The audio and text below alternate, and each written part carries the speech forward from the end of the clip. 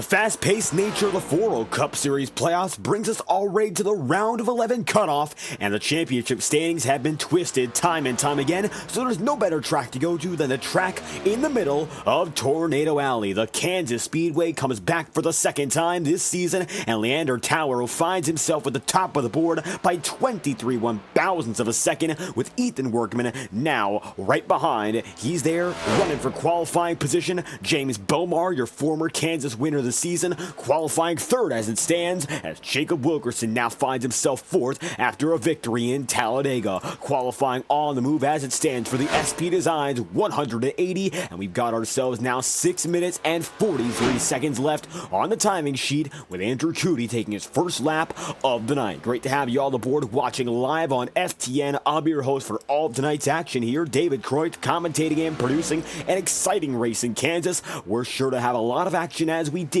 at our first trip to the circuit just about 3 months ago. Time has been flying ever since that point, and now in November, the championship battle as close as it's been. We have to eliminate even more drivers. The round of 11, of course, brings us 11 drivers, and we have to cut multiple of which out of the picture, make it from 11 to 7 to go to the penultimate round of the championship picture. It's been a rapid fire season with championship stakes as high as they can get. Most recently, the rookie of Jacob Wilkerson dominating so far, collecting his 5th victory at Talladega on the season, and Andrew Cootie's going to be destroyed. He's got 3 wins on the campaign, and not one of which has come at an oval. Right now, it looks like 12 drivers have taken a time, going back to Oliver Quinney in the number 77 tonight. However, rest of your field is off the track right now, which means a lot of guys choosing not to take times. Hunter Bogdan, Chance Parker, Alex Jones, Andrew Cootie all made attempts at making laps, but were not able to complete those laps successfully during their runs. In addition, Zach Milano, Bryce Hamrick, and Joaquin Stewart will serve as your race control for tonight's event. That being said, we're only waiting right now on Justin Mons, Anthony Trippi, and Joey Stone. And you can see right now, looking over the Kansas Speedway, we got drivers going once again. Now Anthony Trippi, the one and only, gets off a pit road for his qualifying run to kick off the night.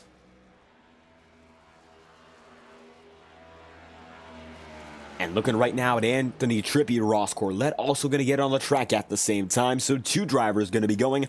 Trippi, not championship eligible. Ross Corlett, who briefly appears on pit road, is still in the mix. And we are going to see whether or not Corlett makes it out. 7 drivers go on. You need a solid night tonight to really lock yourself in. And right now, if you're qualifying outside of the top 10, not much a chance you'll have. But a few underdogs up there. I mean, Leander Tauer with his best qualifying run all season. Not to mention Brandon Rismiller's up there in the 7th spot. Noah Taylor going to be 9th, and Joseph Lewis going to be in 10th. So some drivers you don't see all too much of up in front, and Kansas gave way to some crazy racing last time by. James Bomar with his first and only career win to this point. He's trying to go back-to-back here in Kansas. We'll see whether or not he'll be able to do so as they come across the line this time by. Going to be Anthony Trippi leading them down to the stripe. The one and only driver taking a hot lap to this point puts itself in with a 31.39. That's going to be good enough for 13th. It was verified, but it looks like it wasn't due to some contact with the wall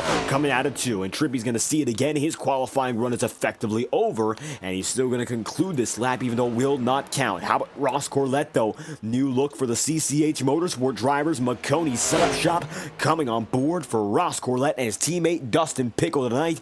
So it's going to be a big change in how those machines look for the final races of the season. At the line for Ross Corlett, a 31.326 would also be good for the 13th spot. Not going to be a validated lap, and he's now going to try to ride the bleeding edge up top, maybe get some more momentum, and it looks like he'll have just enough to carry down the American Ethanol back straight away and give way to perhaps a top 10 lap in qualifying. Up on the top side, gaining about 0.3 of a second this time through, faster than his previous lap by 0.3 on the dot. So at the line, it's going to be Ross Corlett improving big, and it's going to be just enough to qualify in. Looks to be the 11th position, just behind Joseph Lewis and that top 10. Justin Mons now going to be on the way in the number 49. He was waiting for Corlett to wrap up his run, and now it's going to be Mons taking to the track. Single car qualifying. However, Some drivers opt to wait on the circuit a bit longer to get a bit more information about what's going on with their team. So that's going to be the call for Justin Mons, and looks like his teammate and Joey Stone making similar decisions, and they're going to try to use that to their advantage as the night progresses right now. So Mons and Stone, the final two drivers set to take qualifying times. Number 49 machine running as best as he possibly can week after week, running very good as of recent. Podium finish at the Glen, nearly the winner at Richmond, the final race of the regular season. So Justin Mons showing next season he may be a no doubt championship contender, and given how exciting the championship run has been so far with some shock first round exits such as James Thurston in particular, nothing is a certainty, which means next season might be 100% different in the way that this championship run is organized. Justin Mons getting off the top side on the wall this time through, make it by the Geico restart zone and get going. And once again, Ancient World's number 49 takes it to the stripe and will go for his first lap of qualifying alone through 1 and 2. Now Justin Mons gets on the way, Joey Stone makes it onto the track for the first time tonight. Looks like Stone's going to be taking it through 3 and 4 as we speak. Justin Mons flies by the camera. Now Joey Stone makes it to the front stretch. So number 8 machine, the final driver, set to take a lap, gets on the way, and he's going to be going at a speed of 188 miles an hour before backing it into turns 1 and 2 and putting it up top where a lot of drivers have opted to go during their qualifying laps. Looks the high side has a lot of speed. Very good opening lap for Justin Mons, but he will not be able to get a verified lap, as a 30.91 would have put him firmly inside the top 10. Just does not count, as he's going to have contact with the wall. So Joey Stone knows what he's got to do this time by, as he'll come across the stripe down on the apron. The number 8 machine takes it to the line with a 31.478, so not the fastest of laps, but it is going to be a verified one at 14th on the pylon. Now time to gain, now time to improve. 0.3 of a second gained already. He's looking to catch back up to the field, about 0.4 off the next best driver in Oliver Quinney and the number 77. So Stone fast right now, 0.6 of a second quicker, looking to mimic the pace of his teammate in Justin Mons and just not make that mistake of contact as he comes across this time by dropping down to the apron at the line for Joey Stone. It's a rapid fast 30.729, good for second in qualifying, and Joey jumps up only 16/1000ths of a second away from that pole position. But Lander Tauro will get it at the end of the day. Qualifying settled, and the 0-2 machine is your pole sitter in Tornado Alley.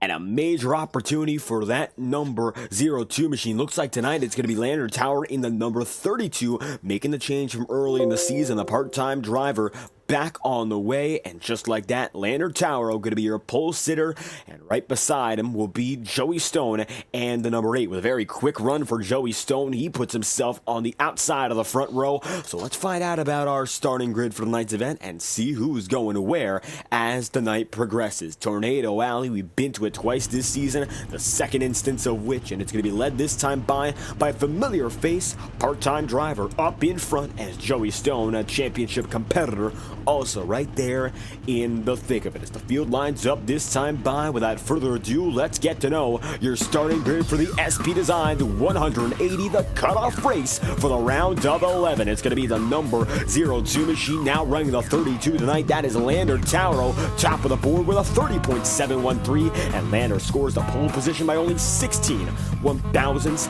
of a second. Joey Stone going to be that second man in the number 8 machine. Joey Stone there outside of the pole position, and it's going to be a 37.29 for the driver of that number 8. Then from there, Ethan Workman going to be scored in third. Number 23 machine there with a 30.736. James Bomar going to be position number 4 with a 30.744. And number 20 machine won at Kansas last time we hit the track, and a few months ago came home in the summer with a win, looking to do it all over again. Rounding out the top 5, Jacob Wilkerson, oh so successful in the past few races, your defending winner once again, and kicking off the round of 11 with a lock-in victory. He'll be starting 5th with Henry Kaloff, then in 6th, 1,000th of a second behind. Gonna be Dustin Pickle then in 7th with a 38.86, and Brandon Risman on 8th with a 30.889. Max Molina finds himself 9th with Noah Taylor rounding at the top 10. 31.012 puts the 41 machine just inside of the aforementioned top 10. Then from there, Joseph Lewis puts down the 11th quickest time. with a 31.021, and Ross Corlett with a number 91 machine goes to finish off the top dozen, 31.033 for the driver of the number 91. Then from there, Wesley Kutznoff can have a 31.042. That's 13th on timing, and it's going to be Oliver Quinney then in 14th, 31.087 there. The final driver to take a time in the field. 15th going to be occupied then by Justin Mons. It'll be Alex Jones in 16th, and Bryce Hamrick going to be scored 17th as your race control, as Andrew Cootie is position number 18. Anthony Trippi's going to be 19th with Chance Parker in 20th, and Zach Milano is going to be 21st, and 22nd goes to Joaquin Stewart, the both of which not racing. Hunter Boggs going to be 23rd and last in the starting grid to round out the field here in the SV Designs 180. And with the field coming through, this time to get back in motion. Lander Tower having the chance for the first time in his FORL Cup Series career to lead the field and take them to the green. This time it's all in the hands of Lander Tower, the number 32 team, as best as they looked all season long. It's the top performance in qualifying. Let's see now whether or not it translates to the top performance in the race. Green flag flies for Lander Tower as the field goes back to racing in Tornado Alley.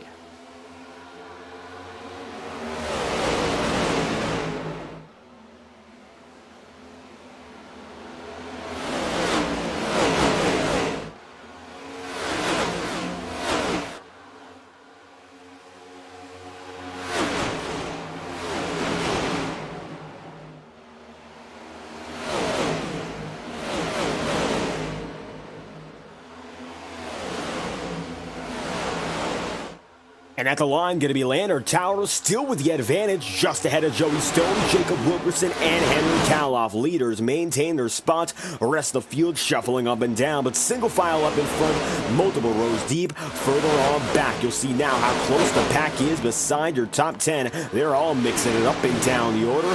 Just like that, going to be slicing and dicing further on in the field. Andrew Cootie takes it 3 wide there, as you're going to see now Oliver Quinney coming through, not to mention Chance Parker, another driver, the number 57 tonight. That will not be the number 57 on timing and scoring. However, it looks like further back, that's going to be Noah Taylor driving in that number 57 paint scheme as he returns tonight. So not the usual paint scheme for Noah Taylor, not the usual paint scheme for the number 57 that is going to be ran by Oliver Quinney. Both drivers with different numbers than their usual as they go through the opening laps. 3 in so far out of 120, and so far so good for Lander Tower, with James Bomar up to second and third place being occupied then by Joey Stone. Look at Jacob Wilkerson as well, that number 43 machine putting himself in the conversation. He might just go for the spot as high side he'll be driving up as James Bomar opts to go right down low. Multiple drivers making the moves early, and James Bomar finds himself in the race-winning battle to begin it already. 4 laps in, up to second as Joey Stone falls down to fourth.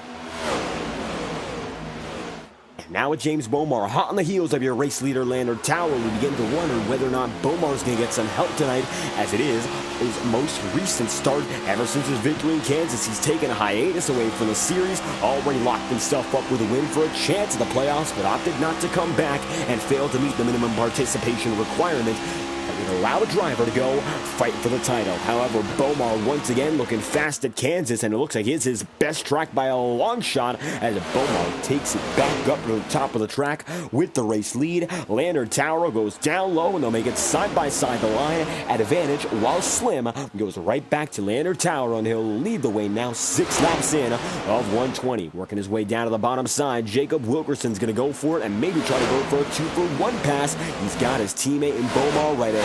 He's got Lander Tower, the race leader, still right there too, but Bomar putting the pressure now on Tower, as it looks like that number 32 machine, no choice but to stick up top for the time being and drop way down low. So take it to the apron, Bomar blinks just a bit, and Lander Tower tries to avoid it. Not much more he can do as he goes way up top, tries to get the dive down low, but through turns 1 and 2, James has the advantage and keeps it right up there in the Rowdy Energy number 20. Max Molina right now going to be in fourth, making some some major gains right now for the number 45 crew. Defending champions of the FORL Cup Series is one man to the wall. Leander Tower is going to be way up high. Trouble already back of the field as well. Looks like Jacob Wilkerson goes spinning, and the yellow flag is out 7 laps into 120. Caution flies, and the reason being Jacob Wilkerson and the number 43.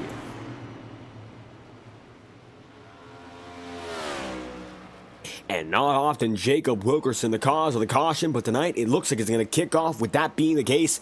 Tapped by Leander Tower, where both of them going into each other, and Wilkerson getting it destroyed down low. Leander Tower trying to get away from it, ends up in the wall. No fast repairs for either driver, so they're going to have to deal with the damage, whether they like it or not, for the rest of the race. Now for Leander Tower, not too big a deal, but I think for Jacob Wilkerson, that could be some make-or-break damage as the night progresses. We'll see how he's going to deal with it as the night goes on, as James Bomar, his teammate, leads the way. Going to be Bomar, then Leander Tower, Max Molina, Henry Kaloff, Wesley Kusnoff, and Joey Stone, as they'll take all the field down to pit road. See who's going to leave themselves out. Looks like a few drivers in particular. You're going to see Henry Kaloff, Molina, now Wesley Kusnoff. So a few front runners opt to go in.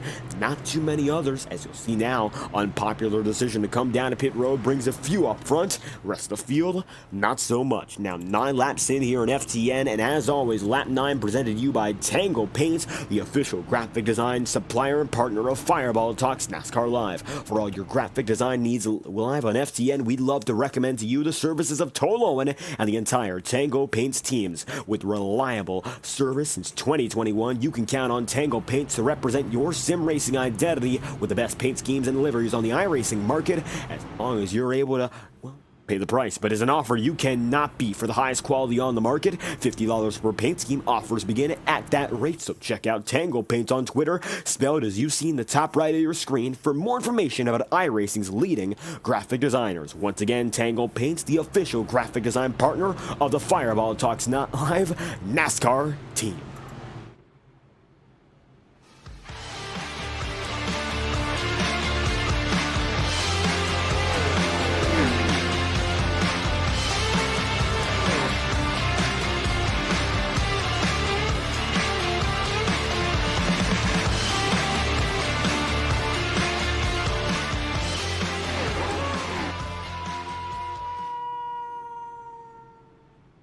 And coming back now, it's going to be side by side for a double file restart next time around. 10 laps in of 120. The NASCAR action here in the FORL Cup Series is only just beginning. Going to be a long haul for these drivers to see more yellow flags, but it was an opening run that started off quite clean. Just saw some trouble with Jacob Wilkerson making contact, quarter panel to quarter panel, and just like that, you'll see Wilkerson ends up destroyed. He's going to be 1 lap down as it stands, but no trouble for him.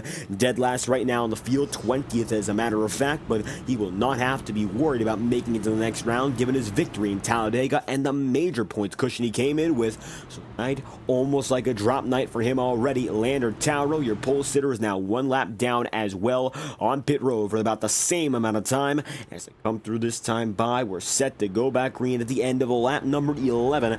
Max Molina, your defending champion, not to mention, you find him up in front right now. He's won races this season, knows what it's about, and is one of the best drivers in the history of this league to get things done on a week-by-week basis. Multi-time winner on this campaign, and he knows that he can keep that going with some more momentum. It would be a fantastic situation for him. He's seen guys like Andrew Cootie, Jacob Wilkerson, and even James Thurston, who's no longer racing here for the remainder of the season. They've gotten their victories, their fair share of which, and Molina wants to join in the fun. Now, he's a multi-time winner, but it hasn't been as lights out a season as it was in Season 2. Molina knows he can make those changes and adjust as a result, and the Money Line 45 machine finds himself now up in front with all the track position in the world. Early advantage for Molina. Henry Kaloff opts to stay out as well. He did some testing during qualifying and actually found it in practice as well that tires get shredded fast on a night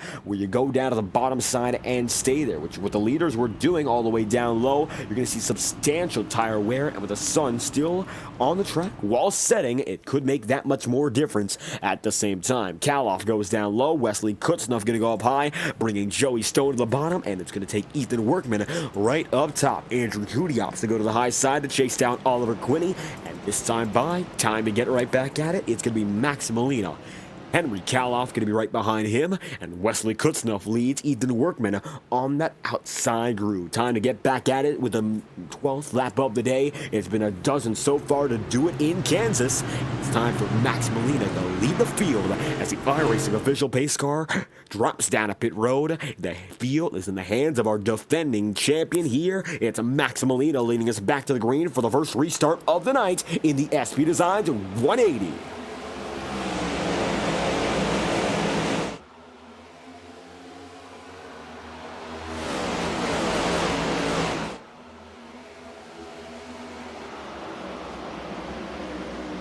It's exactly the start Max Molina is going to need as they rush down the back straightaway this time side by side. Multiple lanes deep, but no three wide action, so not as aggressive as we'd seen beforehand. So drivers going to be able to space themselves out.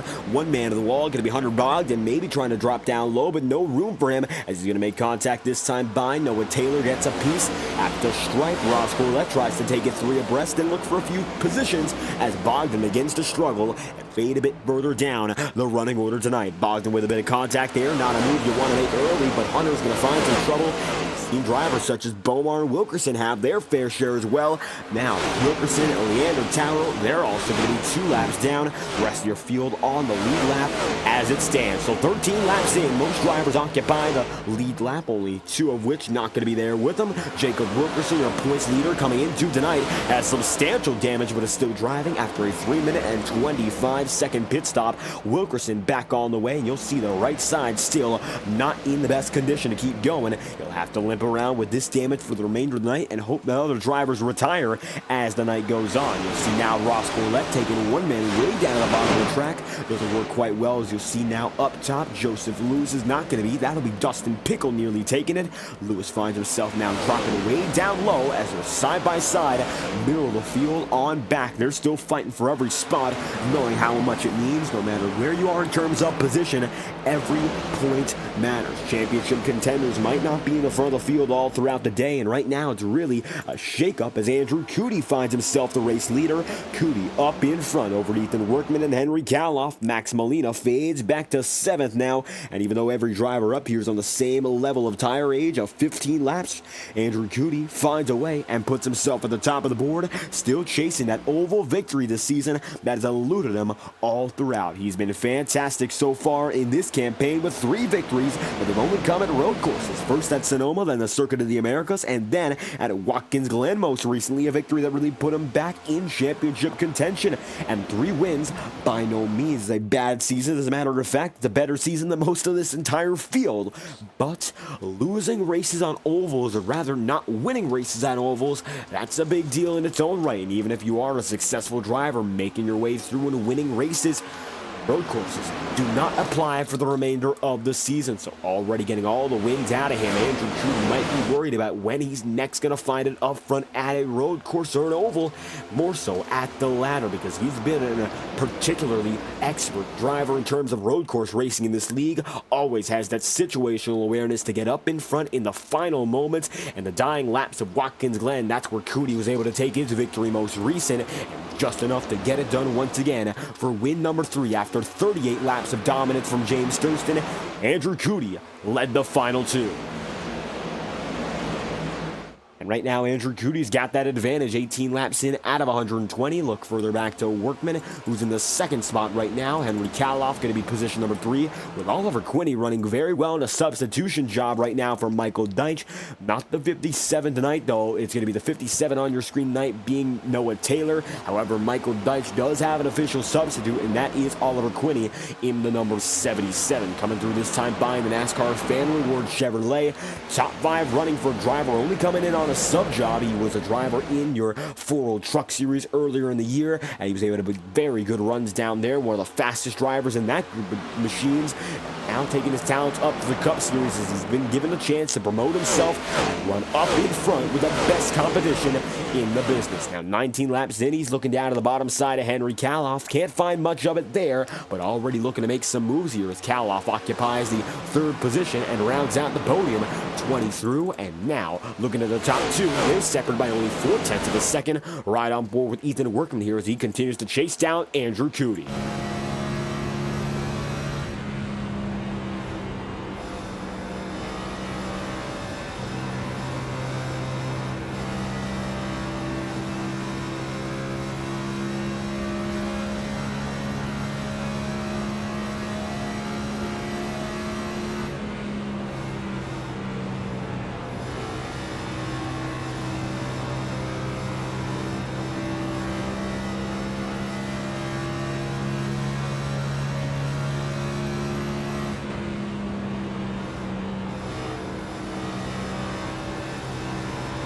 And riding now for more than a lap on board with Ethan Workman, you'll see how simple this line is up at the front of the field. Working that high groove, getting ready and adjusted for the remainder of the day. And Workman not going to be really going for aggression right now. Logging those laps seems to be the name of the game up in front as of recent. And much like Talladega, drivers who are leading right now with better positions have typically been more patient. And that patience is pivotal as the night continues for Workman as he's in second right now with Henry Cowell, the third driver on the order still, with some pressure now from not only the driver of Oliver Quinney, but in addition, Max Molina making his way back up, and it's going to be James Beaumont coming through as well.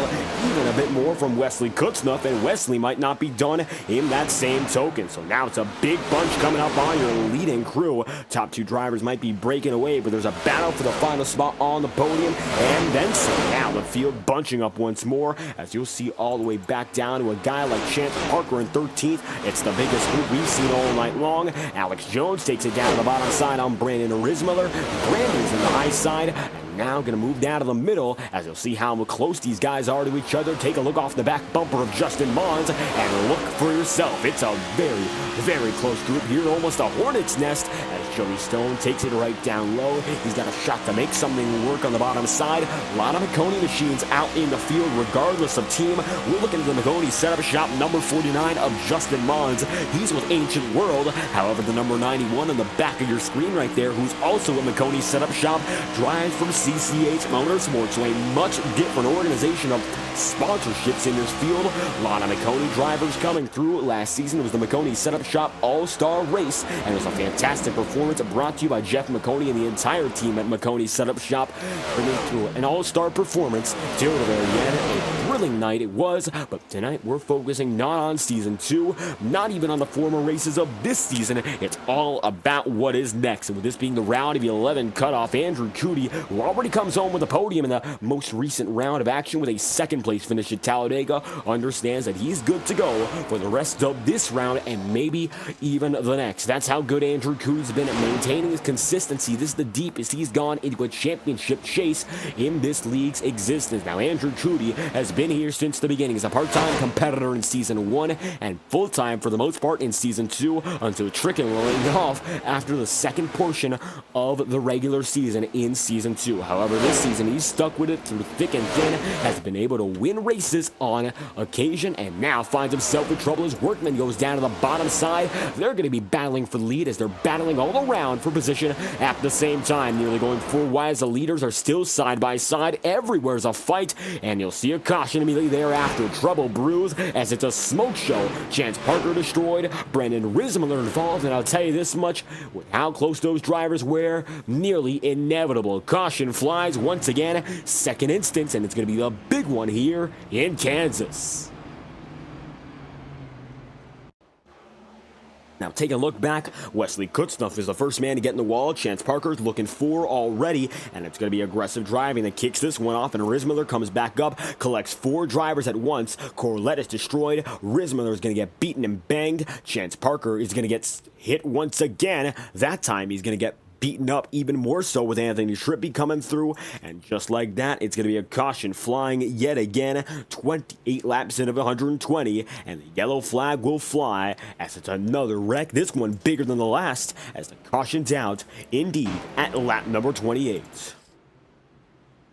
Andrew Cootie's got the advantage, just barely over Ethan Workman. Those two guys were side by side just before the caution came out. Now, scoring determined that Andrew Cootie was the race leader, but it was a matter of inches before we got to this caution period. However, this time, Cootie's going to opt to come down to pit road and bring the majority of the field in. Damage or not, drivers make it down to pit road, and Andrew Cootie will lead the entirety of the group on the lead lap, down and in for either the first or second time tonight. Andrew Cootie and the old tires worked out for the first run, and now you'll see some drivers up on the track.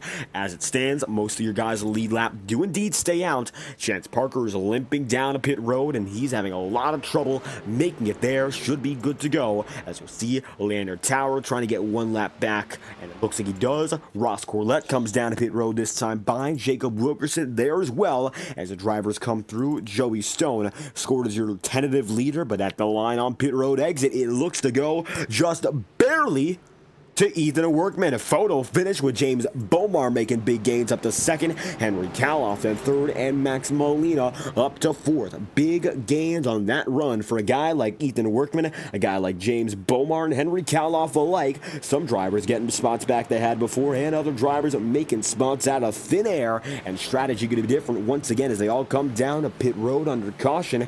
That's when the field is truly a level one, and that's going to give a guy like Ethan Workman the shot to get right back out there and jump up with the lead. Pole sitter Wesley Kutznoff is already disconnected from the session. Troubles tonight in the early going have caused him a chance at the win, and he's going to be out of this one for the remainder of the event, leaving about 28 laps through. He's going to go one lap down this time by Anthony Trippi, going to be the final man in the lead lap, as it looks like Kutznoff is going to reconnect now. Looks like troubles for him in terms of connection, but he's going to be back on the way on the track once again. Leander Tauro, Jacob Wilkerson, Ross Corlett at least one lap down as it stands. Brandon Rismiller there as well, but only one lap down for Brandon after some pit service goes a bit longer for that number 95 team.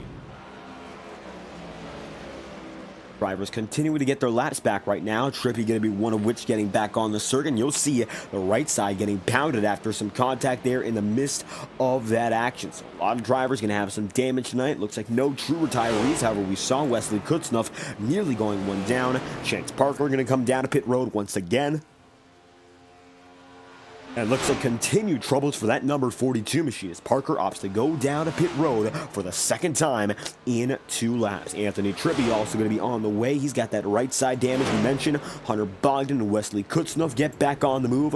Bogdan got caught up in that one with Wesley Kutznoff. Rismiller kicked it off by coming back up high and took out 4 drivers in one small move, and even got a few others immediately after. So the big one in Kansas, we already got buy-in, and it begs the question, do we get cleaner laps as the race goes on? 30 laps in out of 120 and 2 cautions so far. Not the worst of paces, but would come out to about 10 cautions throughout this entire event. Now, it's a short event overall with 120 laps, but at the same time, those cautions, they add a lot to how this race will play out and might even give us a shot at an overtime finish, which would extend it not once, not twice, but even 3 times over. And honestly, in the FORL Cup Series, it's a bit different. Unlimited green-white checkered attempts, if necessary, they'll keep on going no matter what. So it doesn't mean that that third green-white checkered attempt will end the night. Matter of fact, it might just be the beginning. So this race could go on that much longer, as it's going to be Ethan Workman dropping way down low. James Bomar, we'll see if he chooses to go high. It looks like the decision for Bomar will be to drop down to the bottom, fake low, and go high.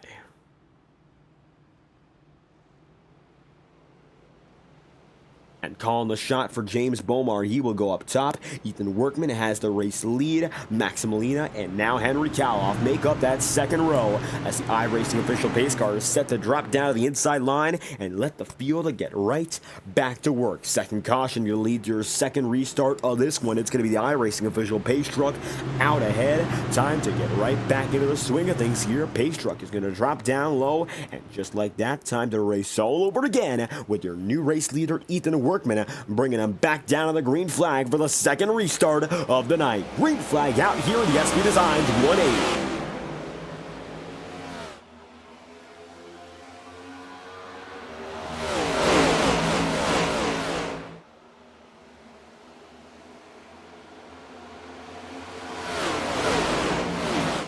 And it's going to be a big jump there for Workman. The rest of the field going to get off into a bit more trouble. Going to be a scrappy entry for Oliver Quinney, and it's going to translate to an even worse exit as coming out of 2 getting much looser than expected or anticipated, and Oliver Quinney fades back just a bit more in that number 57. Dustin Pickle going to be right up there in the 10th spot right now. Noah Taylor going to be 11th, and Anthony Trippi going to be in 12th. Wesley Kutznoff is going to be now right there behind in the Baker's dozen position as Trippi, but Wesley Kutznoff now going to be in 14th. So some drivers already making their way around and making time. Ethan Workman going to be the leading driver by just about a quarter of a second.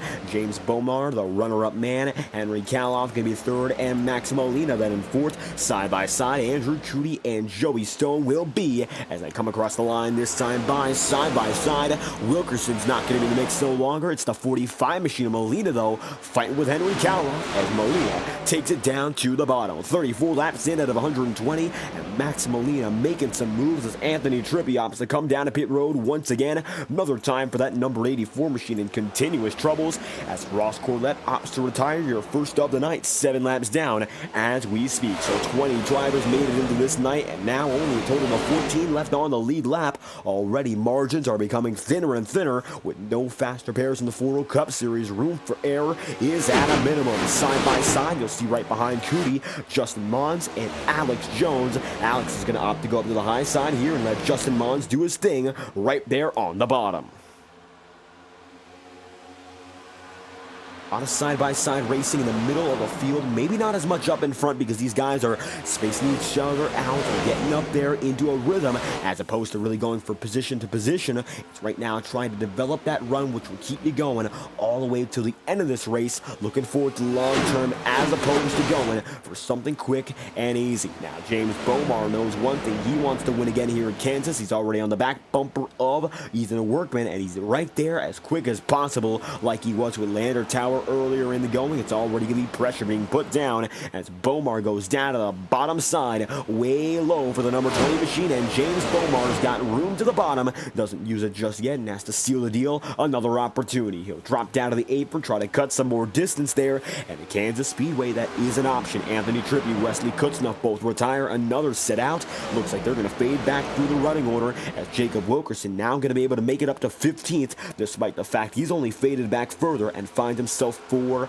laps down. 180 miles of action and already troubles in the beginning for some of these guys as James Bomar works down low yet again. He still has Wesley Kutznoff right up top and at the line. Bomar's going to try to take it down low. Close, just not there yet. They're going to come through 1 and 2, and Bomar's going to have the advantage to lunge down low. He'll take it there and try to drop it all the way down to the paint groove. Just can't get it through. Tries to use that momentum instead to carry him down the back straightaway. Battle just beyond the top 3, going to be getting risky as well. Henry Kaloff going to be with Andrew Cootie here, and it looks like Justin Mons in the mix at the same time. Mons down to the bottom side. He's got Joey Stone, his teammate, behind him, but still has some fierce competition in Alex Jones, Henry Kaloff, Andrew Cootie, all around making big moves, and 38 laps in on a 39.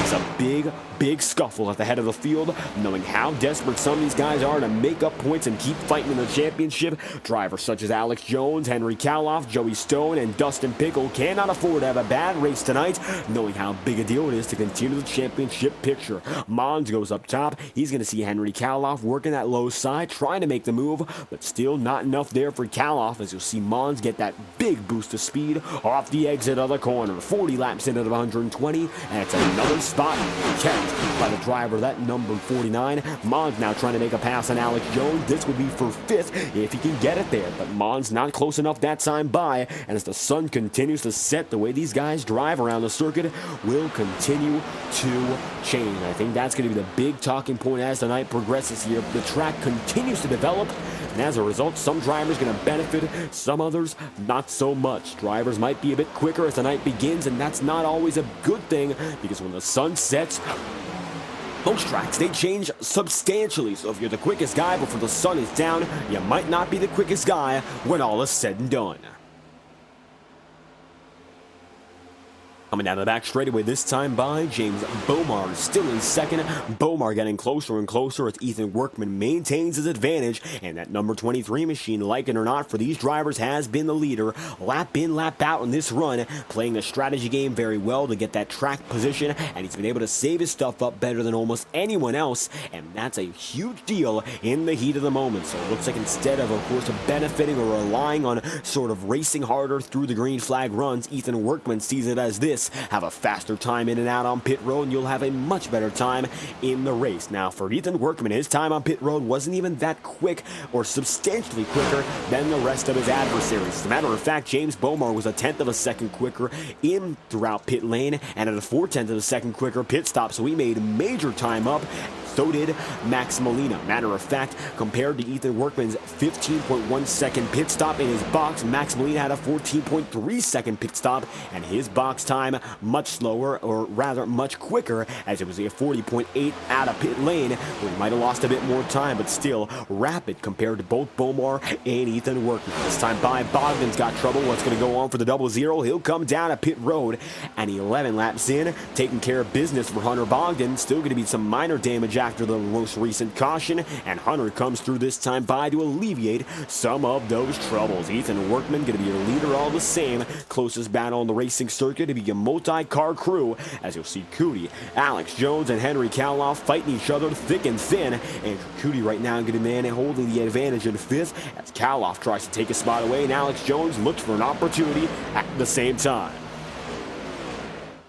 This is what it all becomes when it comes down to elimination races, comes down to a playoff structure. These points matter maybe a bit more than who wins and who doesn't, because if James Bomar wins, he's not a series regular. Doesn't matter all too much. If someone like Ethan Workman were to win, he's already won in this round. Wouldn't lock anyone else in. It would only continue to lock himself in and keep that advantage in his championship picture. Right now, if you're still fighting for a title, you've got to be risky. You've got to make every push you can in every position, especially when fighting your direct rivals, matters that much more. The guys you are fighting for the championship with matter as much, if not more, than the overall race win. If you stay with those guys and can pass them and keep them behind you, it's much better than risking it all for a race win right now, compared to drivers who, in all honesty, are not in the bubble battle. I mean, Workman, Bomar, Molina. Workman and Molina have been the top competitors all season long. Multiple wins between the both of them, and James Bomar only coming through as a Kansas Speedway ringer, hoping to win at this track and this track only, as he did earlier in the season. Looking to prove he's still the fastest man at this circuit, while Joey Stone and Andrew Cootie continue to fight. Joey Stone keeps the battle raging here as he goes up top in the number 9 machine. Andrew Cootie will drive it through, but Joey Stone's got a little bit more than that and takes it down the back straightaway here with a minor advantage, chasing Alex Jones as they take it through turns 3 and 4. Battle between the top two has maintained its distance about 0.2 of a second, if not less. Time by, they're going to cut it down by 0.5 tenth and make it 15/100ths as they come across the line. It's been a fluctuating game of up and down values, but for the most part, within that 0.2 of a second range, no matter what. Now, that's almost a certainty, of course, but it's not a given who's going to be up in front each and every lap. It still could be a mistake for a driver like James Bomar or Ethan Workman that really changes the order, and Bomar has been having internet troubles. He blinks once again, drops down to the bottom on the Rowdy Energy number 20, and that Toyota Camry really getting close to Bomar each and every time. They're both Camrys tonight up in front, and the silver ovals lead the way, with Ethan Workman still having that slight edge. Looking for the back, Henry Kaloff has some pressure now from Joey Stone. Stone drops down to the bottom side. This is the fight for the 5th spot. Joey Stone might just be able to take it here with the rookie stripes and all. A lot of rookies fighting each other throughout the field. Justin Mons, the rookie in 4th. Henry Kaloff, the rookie in 5th. Alex Jones, the rookie, who is now in 7th, as it looks like it's going to be Joey Stone, the rookie, in 6th. A lot of first-time competitors in this season, all riding at the front of the field, and Henry Kaloff at the line is going to be 5th right now with Justin Mons, position number 4. Max Molina is going to be even then in the 3rd place. James Bomar is about a quarter of a second back and finds himself in the runner-up spot. No major battles right now, but they're all going to be awful clustered with each other in the middle of the field. Then from there, you'll space yourself out a bit further. As you see right now, the final driver on the lead lap is Noah Taylor. He's about 9 seconds back on your leader and about 4 seconds back on this battle. It's only now a total of 12 drivers remaining in the lead lap category, as Lander Tower is now 1 lap down, and Jacob Wilkerson is 4 laps down. So is Hunter Bogdan, and Chance Parker is 16 down. Brandon Rismiller still on pit road is 22 laps down, not set to get back on the track for the remainder of the night. Number 8 machine of Joey Stone works off the stretch, has that speed, and is now chasing down his teammate, looking for another spot. This will be for 4th, and Stone gets the advantage on Henry Kaloff, and now looks to take down his teammate as the number 8 machine in championship contention gets side by side with his other Ancient World paint scheme, and you'll see both drivers running the exact same design, just a different color. Joey Stone still going to be representing breast cancer awareness with his all pink number 8, and it looks like for Justin Mons, back to the traditional colors for the team, and rocking the blue as November's back in style. And how about this much for these two Ancient World drivers running oh so competitive night after night, week after week, been a testament to all the growth and development brought on by the Ancient World crew each and every time they go out, and once again putting it all into motion. It's going to be now 2 top 10 drivers, and could be now 2 top 5 runs when it's all said and done, as Stone and Justin Mons are going to be up there just behind your podium, still led by Ethan Workman. And it goes to show how good Workman has been in terms of his strategy to still lead this one 24 laps in to the cycle. Getting closer and closer to that halfway point, and it is going to be Ethan Workman and James Beaumar still as close as they possibly could be. Nobody else in the vicinity of your leaders, as it looks like Brandon Rismiller all of a sudden gets inside the cockpit and might be going once again. Signs of life for that number 95 machine, but it looks like that's the final sign, as he would disconnect from pit road and immediately leave the circuit. So it's going to be one last check-in for Rismiller. He opts to officially retire, and now 25 laps down, the night is over after an 8-second stint on pit road. It's going to be Ethan Workman and James Beaumont still advantageous here, as the rest of the field dying down in terms of their aggression, seeing the sun slowly but surely fade away. What was a bright night here in Kansas has slowly but surely turned into yet another, where the night sky is all they know, and the stadium lights are bound to come on very soon. Matter of fact, as soon as we say it, it looks like they're on. For the first time tonight, stadium lights in effect, and that means the sun will be completely gone by the end of lap 100. We're getting nearer and nearer to that final ride already, and with the track condition continuing to change, it's all shade throughout the circuit. Track conditions will continue to cool down, and the weather going to become much more fair in the favor of the drivers, as green flag pit cycles are set to keep on going. We're expecting our pit stops within the next 25 laps at the very longest.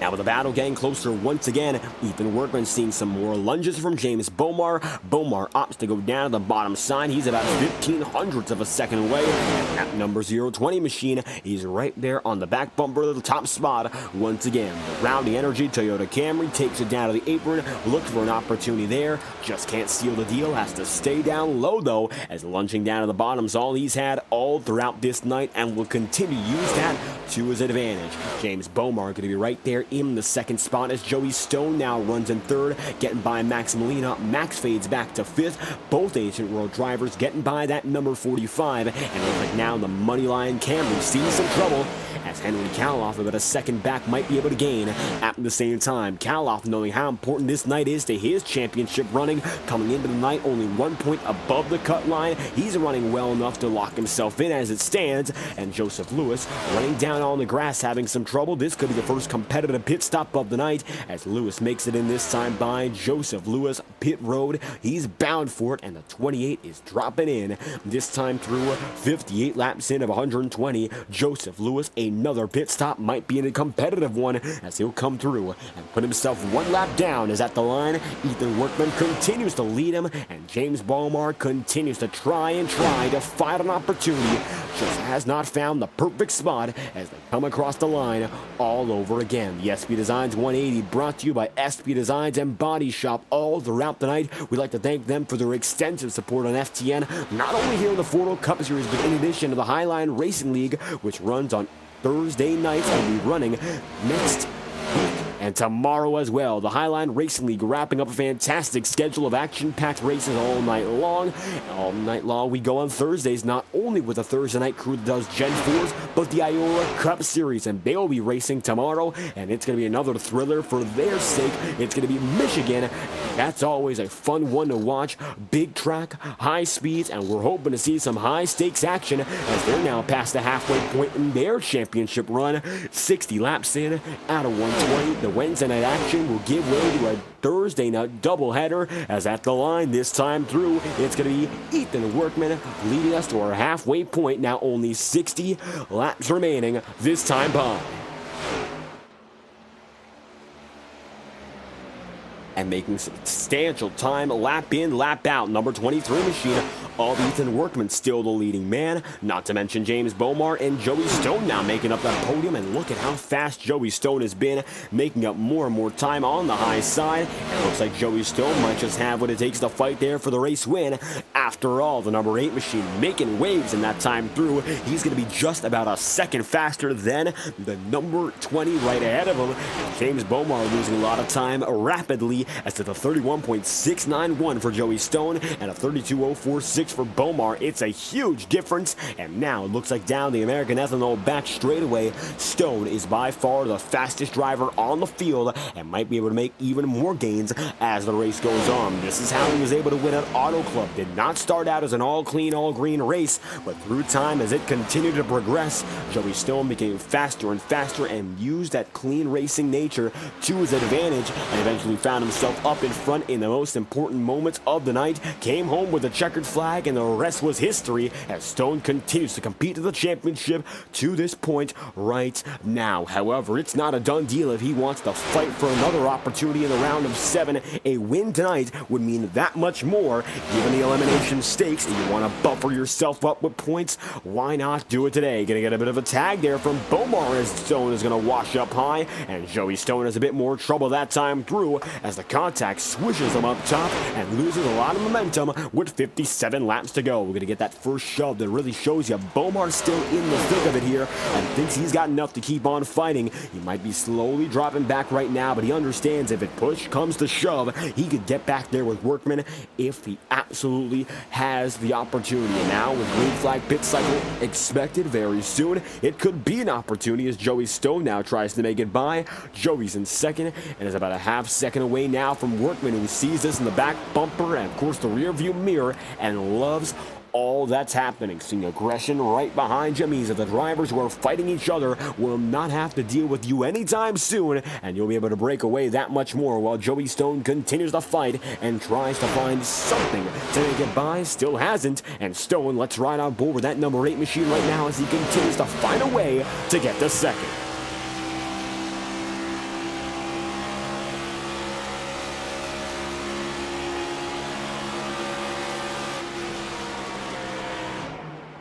And you'll see right now Joey Stone going to be neck and neck once again. His pit cycles are going to be on the move. The CCH teammates of Dustin Picklin, now Andrew Judy, both coming in at the same time. And the number 9 machine opts to drop it in. We'll take them all through for the competitive pit cycle we've been waiting for. 37 laps into their run with 55 laps to go indicates no matter what, we'll see at least 2 more pit stops for the rest of the night if that's the strategy to follow. And it might just be as Bomar is going to come down this time by. James Bomar drops in 37 laps into his run, and now we're going to see whether or not these drivers opt to split the rest of the race. It could be the opportunity of a lifetime here for some guys to do something different, and you know, it might be a lifetime moment given how close these guys are in the championship. It's a make or break for some of these drivers. Knowing the level of competition continues to increase here, you want to get your shots while you can, and it's become harder and harder to compete at the top level here in the FORL Cup Series. Every win much harder to come by, even if Jacob Wilkerson keeps on going for him.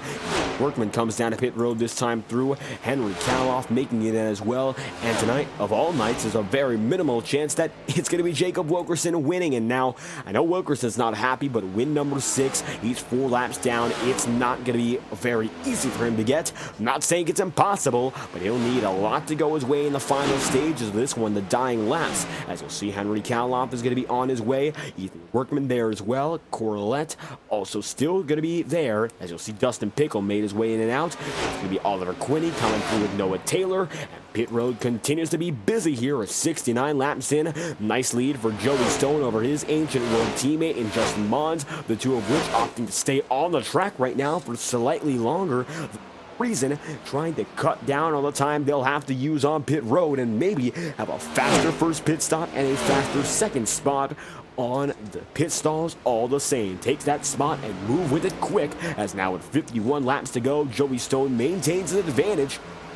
And Justin Mons is still not too far behind. Getting in Max Molina third, Alex Jones in fourth, and James Bomar then in fifth. 2 cautions of the night so far, and it's been cleaner and even cleaner still as drivers go further down the running order, 1 lap down, with the exception of your top 4 drivers. Everyone is at least 1 lap off of your leader. It's been a dominant night for a lot of these drivers. In particular, we're seeing right now on the track Ross Corlett back on the way after a 24-minute pit stop, and he had a lot of troubles early, but it looks like he will not officially retire the car and come back now, hoping to gain any final spots that he can.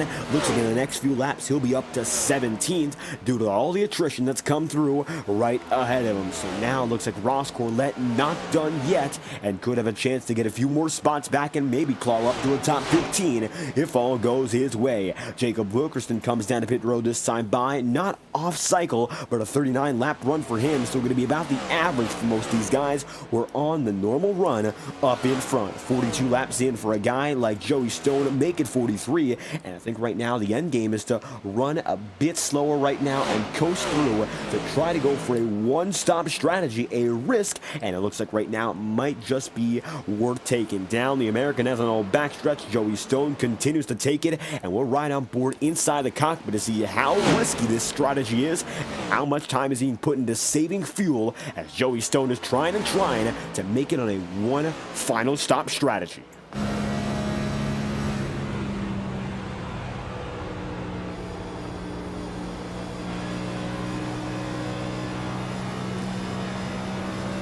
And you'll hear there, while not fully desperate, it's going to be 48 laps to go with Joey Stone absolutely understanding the weight of the situation and letting off big time through the corners. Not clutching and coasting as drivers are trying to make it backed up to him, but Joey Stone is still there, 44 laps in, trying to make it 45 on his run, and he's oh so close to making it work. It might just be possible now with how risky it's been. Only 2 drivers attempting this strategy. Alex Jones, the only other that is still on the track, Max Molina and Justin Mons, both their way in and sacrifice their attempt, but it could be Jones and Joey Stone with the best opportunity now as they continue to stick to what they know. They're trying to fight for it, even if it seems improbable. It is far from impossible. 47 laps left this time by. Joey Stone's going to drop it in, and it's going to be just about even 46 laps split. So a very impressive effort there for Joey Stone as Alex Jones now looks to lock himself in. 46 laps on his stint will be official as well. At the line, Alex Jones makes it 46 with 46 laps to go. So it's going to be sputtering for Joey Stone, but it's not done just yet. One-stop strategy now looking to be a bit more feasible as he'll come down to pit road this time by. Alex Jones now leads the way with a substantial advantage of just about 26 seconds. He'll have to come down to pit road this time or the next, and the call for Alex Jones is to choose to come in this time by. Jones, the final man to take that green flagged pit stop, and now Joey Stone's going to be on the move, making his way out, but he's going to be passed immediately by James Bomar, Workman, and Andrew Cootie, but he's got a much younger set of tire, and that's a fantastic advantage. It's not 1 or 2 laps, it's a total of 8 laps on your leader. Joey Stone might just have the strategy to beat, even if he loses a few laps immediately. It's going to come back to help him in the long run. Fantastic job for Joey Stone. If it all plays out well, he could be back in victory lane for the second time this season. But James Bomar, in a very familiar place, leads the way once again. And here he has it up in front. The Rowdy Energy number 20, advantageous. And it's going to be your former Kansas winner this season, back with the best of them and leading at Tornado Alley for the second time in 2 races at this track in Season 3. 45 laps to go, though, to put it all together, and it's certainly not done yet. Within an 8-second range, you got Ethan Workman, who's won already this season. Andrew Cootie, the multi-time winner, still hungry as ever for a chance at an oval. And Joey Stone with a major advantage in terms of tires. I mean, 10 laps, not to mention he's going to be able to make it all the way to the end of this race I think now Joey Stone has it in the bag so long as he can keep the strategy rolling in his favor. Now, it's not going to be easy to make that time up, but it's going to be easier to watch the other drivers deteriorate their equipment. When they begin to get a bit riskier, you'll have such a big difference in terms of pace. You'll be able to waltz on by like it's nothing. Now, that's what Joey Stone's going to have to rely on here with 44 laps remaining. 78 laps in at a 120. James Beaumont still there with the advantage. Closest battle right now going to be just beyond Joey Stone, and you'll see it's going to be Justin Mons, Max Molina, Henry Koloff, and Dustin Pickle running from the 5th spot all the way down to 8th. It's a big cluster here, separate by less than 1 second. They're all separating themselves by only about half a second each at the very most. So a very close group up in the front of the field. It's Mons way down low. Max Molina going to be up top, and Henry Koloff finds himself there too. As you'll see, they're going to avoid Noah Taylor, the lapper, and get right by with minimal trouble. Now, as the lap machines continue to become part of the racing equation, it's going to become a question of how these drivers up in front continue to avoid those guys who are off the lead cycle. 79 laps in, not a lot of trouble so far for your leaders in terms of lap machine, but they are all around the track. No matter where you look, there's at least 1 or 2 drivers who are off the pace right now in terms of their cycle, and only 10 drivers remain, in all honesty, on that lead lap, which is not as many as we'd expect given the nature of Kansas Speedway. Not the hardest of tracks to run, but strategy really catching a lot of guys out. Damage as well, so more than half of your field is not on the lead lap, and less than half of which is still up there with even a chance at contention. And Oliver Quinney's now finding himself 24 seconds back, so he's really not in a safe place as well. If anything happens here with the leaders coming by, he might be putting 1 more lap down, as James Beaumont, 80 laps in, comes across the start-finish line with a 1 second advantage. And so far, Joey Stone not making any major waves just yet. He's got that advantage on tire, but might be trying to play cool right now to save up his stuff and go to the end of the night. So it's going to be a 2-start strategy in sorts. You'll see that a lot of major saving was done during the final laps of the first run, and now in this second, you do the final portion of saving here, and then you get back on the way. Because even though he's still saving his stuff up, Joey Stone is still faster than Andrew Cootie, and I'm telling you this much, if he had the opportunity to go full on, he absolutely would. But right now, just not feasible. Got to work with what you got and keep saving your equipment here if you're Joey Stone. And with 39 laps to go, the Ancient World number 8 machine, 82 laps in, still not quite with the leaders, but making time as it stands. 82 laps in here on iRacing, and for over 15 years, iRacing providing the #1 online simulator in the world with options for any racing discipline you please. Stock car racing, open world, dirt rallying, off-roading, no matter how you like it, it's on iRacing, and the membership discounts all throughout the rest of the year. You can't beat the prices on iRacing.com. Register today. We'll have a brief promotional break courtesy of our friends at iRacing Motorsport Simulations and bring you back for the rest of the night here at the Kansas Speedway. This is the SP Designs 180, and the FORL Cup Series continues its championship quest. Racing isn't easy, but experiencing it is. iRacing puts you in the driver's seat with the industry's leading sim racing game. Drive on laser scan replicas of the greatest racing circuits from around the world. Go head-to-head against other drivers chosen by skill-based matchmaking to ensure competitive racing at every level. Compete across all your favorite series. In officially licensed cars, engineered to deliver the most accurate driving experience possible.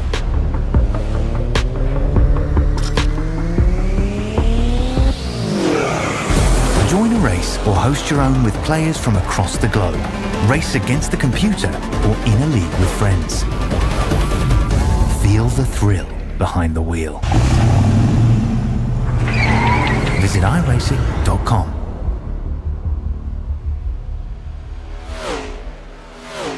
And come back now with 36 laps to go. It's still going to be James Beaumont advantageous in the SP Designs 180, bringing you back for the remainder of the action here as the night sky continues to beam here in Tornado Alley. Great to have you all aboard. I've been commentating and producing all throughout the action here tonight. David Kreutz on FTN. If you enjoyed tonight's broadcast, be sure to leave a like on the stream and subscribe to the channel. Your support is immensely appreciated as we're hoping to finish off the year with a least 100 more subscribers to bring us up to 1,400, and we'd love to go for 1,500 as well. You're part of the change here in FTN, and your support is immeasurable, so be sure to click that subscribe button to keep up with all of our content here live on Fireball Talks NASCAR. 87 laps in out of 120. While James Bomar still leads, Joey Stone is trying something different, and it's actually going to fade back a bit further. Some questions begin to arise in this camp. Whether or not the 8 machine is going to go for the super saving method for certain, that remains to be seen. The only other driver who is trying it is Alex Jones right now, and Jones is about 9 seconds off of where his next driver opponent is in Dustin Pickle. He's about 20 seconds off the race leader overall, so Joey Stone, having those newer sets of Goodyear rubber on him, is going to be able to make it by Andrew Cootie. Now take it through Maximilian as well. Stone is up to third and is now 7.7 seconds away, but he's not even trying to make up that time with the leaders right now because he's still just about 7.5 seconds out. When he began this chase, he was about 8 seconds adrift, so he still is there saving up his stuff, and understanding the situation is that much more important than going all out right now and fading before it's all said and done. So right now, being as patient as possible, Joey Stone continuing to bide his time and hope for the best later in the going. A bit of a beat and bang there with the wall, nothing major, and he keeps it straight at the stripe. 25 seconds down, Oliver Quinney is another lap machine, could be part of the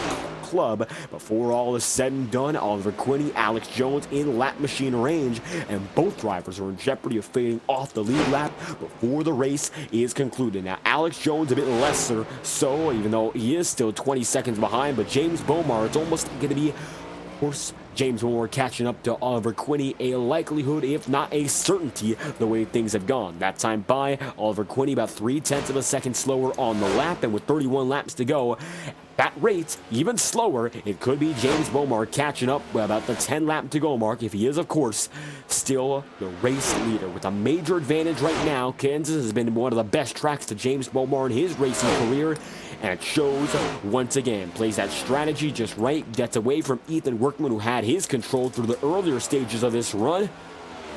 And now, so deep into our longest green flag run of the night, Workman is fading away, but James Bomar has not found trouble in the slightest. Bomar is going to lead and finds himself up there in the front of the field. A second and a half back is going to be Ethan Workman in the runner-up spot. Joey Stone is third. Maximilian is then fourth, and Justin Mons is in fifth. Andrew Cootie then the sixth driver on the order, with Henry Kaloff in the seventh spot right now. Then the eighth place driver goes to Dustin Pickle, as it's going to be Alex Jones in ninth, and Oliver Quinney, the final man on the lead lap, as we mentioned, still there in the top 10. Not done just yet for pole sitter Lander Tauro. Not the most impressive of nights, but a rebound run to get himself back up into 11th. Now, certainly with all the promise in qualifying, he'd love to go for a bit more, but certainly better than nothing as it stands. 92 laps in. Gain what you can and take where it's possible to do so. As you can see now, Joey Stone making gains. Now it's a 5-second disadvantage for Workman and Bomar. They've got time, but they've lost 3 seconds as it stands, and now Stone catching back up more and more. That time by, he's going to push and get a half a second back, and he's looking to get them through before the 15 to go mark. Joey Stone on rapid timing, and the strategy call to play it for a long pit run really working out here. He has saved just enough. His teams let him know it's time to push like hell, and with the final few laps just ahead of him, Joey Stone knows now he'll be good to go to fight for that race win. So long as he keeps it clean, this number 8 machine's got a shot to get back up there. 5 seconds back right now, but it's not done just yet. Bomar and Workman, they're separate by 1 second, but they could fight each other too. Chance Parker going to be the lap machine right behind the top 2 guys right now. Matt Clorox, number 42, struggling just a bit, but nothing major so far. As 17 laps down, Chance Parker having some mechanical troubles early. That's what's kept him out of contention, but otherwise running a smooth race from the second caution onward. A lot of green flag racing tonight to get things going, and a majority of your field is still on the track, even though there are 3 retirees. Ross Corlett has been on the circuit for the better part of this event, and 16 drivers are still on the track right now, so minimal retirees, very few cautions, and an overall long green flag race, which is giving way to a lot of strategy-based battles. James Bomar runs down the American Ethanol back straightaway all over again, hoping to take him down to the triple digits very soon. The final stretch for Bomar, but it's not done yet, as now Joey Stone within 4 seconds of your leaders, and Workman still 1 second back, might be the only roadblock in between Bomar and a Kansas victor, or away it goes to Joey Stone, as he'll see James Bomar continue to drop back more and more on pace. That time by for James Bomar, 31.84 is his lap, even though that's about a second off of his fastest time overall, with a 30.6 being his best effort so far on the track tonight. Max Molina now going to be seeing a side-by-side battle as he gets right by Justin Mons. Mons tries to get back at him with a high side drop and drive. It's going to be a much better run with momentum down to the front stretch.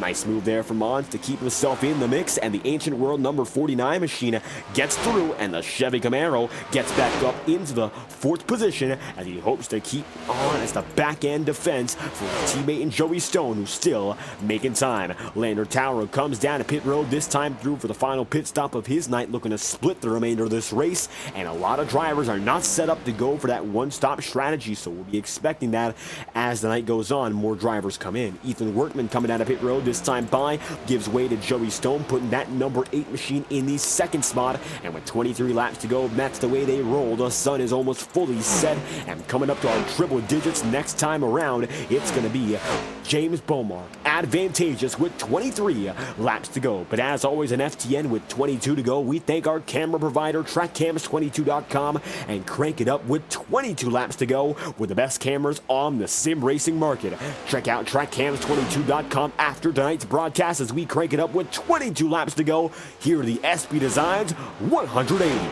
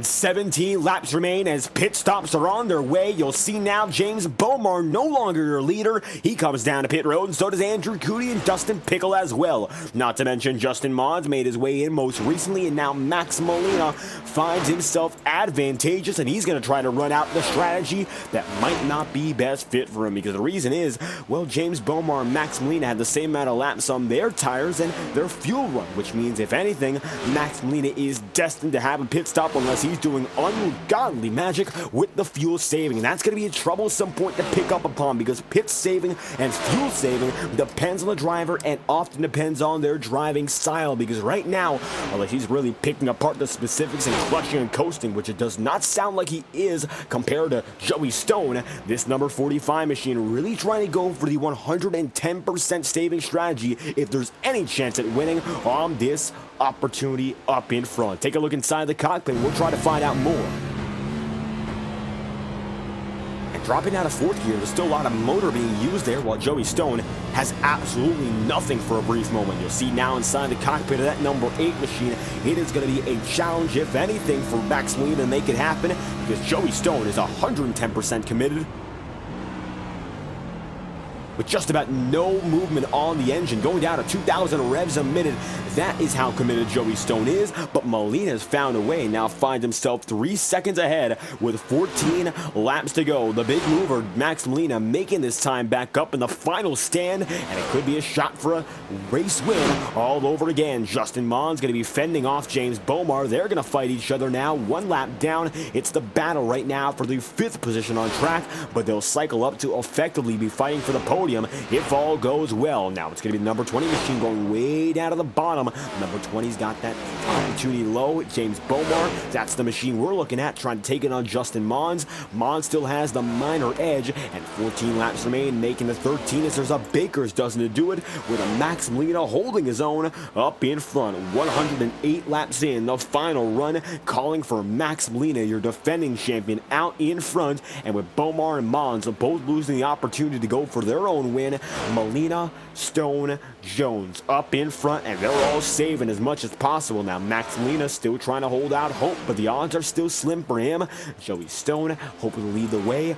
Not as much hope for his case as beforehand. We saw him beat and bang with the wall during our Crank It Up, but it's certainly not a lost cause given how meticulous he's been with running all throughout the night on this specific strategy. I don't think there's a reason to insist that Joey Stone is done just yet, and this long green flag run after our first early 2 cautions, he's been almost as committed as anyone can possibly be. The only one more so committed will be Alex Jones, and Jones right now is on pace for a podium. And I think of all the drivers right now running this long strategy, Alex Jones will be the most fit to really come home with a safe podium no matter what. So regardless of what occurs right now for the 045 team, I think Alex Jones has that top 3 in the bag, just maybe not anything more.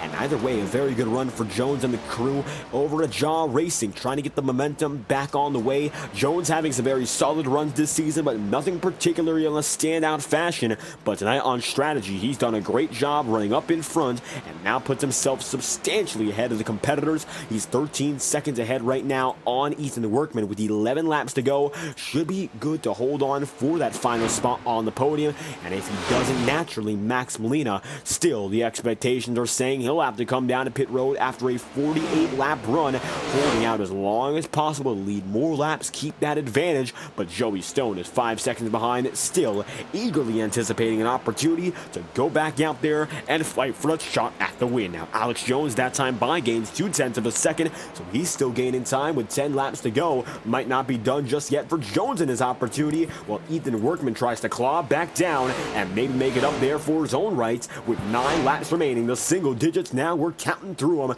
and it's going to be Justin Mons running right by Molina, not to mention James Bomar makes it through. And for DeHub Motorsports, this number 45 machine coming on mid-season as a new star talent for the team, as Jacob Wilkerson comes down to pit road, this time by in the 12th position.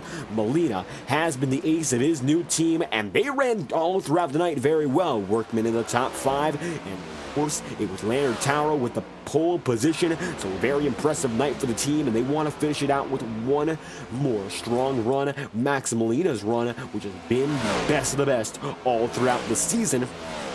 might be once again tonight. Racing down the American Ethanol back straightaway with 8 laps to go. The final opportunity for anyone to make it back. It's a slim to none shot on pace, but there is strategy still coming through. Lander Tyler in chat, thank you for stopping by. Great to have you here after a pole position run.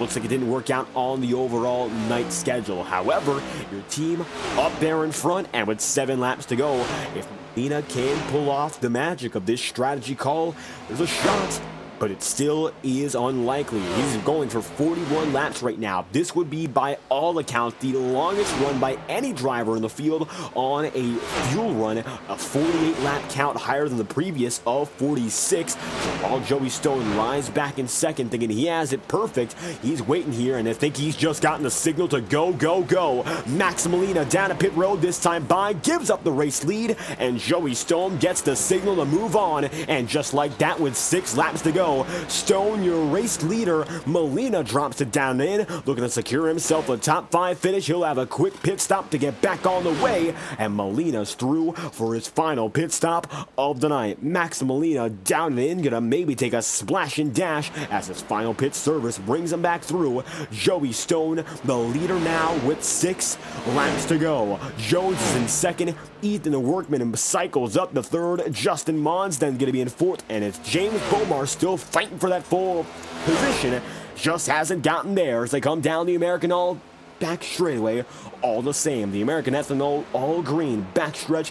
One of the most iconic pieces of Kansas in this iRacing configuration. They'll come by the front stretch, but still, they're dead even each and every time around. And the caution will fly with 5 to go. We're going to overtime. And the reason, not particularly clear. Caution flies, and just like that, all the strategy we've seen might have just gotten thrown out the window. Wilkerson looks like he slowed down substantially. The cause unclear. Let's try to find out why. And looking at Hunter Bogdan coming up the track, he's going to hit Wilkerson, and just like the first caution, Wilkerson finds trouble and saves it quite well and nearly makes contact with Oliver Quinney. However, nothing serious, but the caution is still going to fly as a result. Great save from Wilkerson, so no clear intention on him to put out the caution. But either way, we're headed to overtime to finish out the night, and Wilkerson is going to go down a pit road. Yellow flag is out, and Joey Stone thought he had that one in his hands. Now, not quite sure.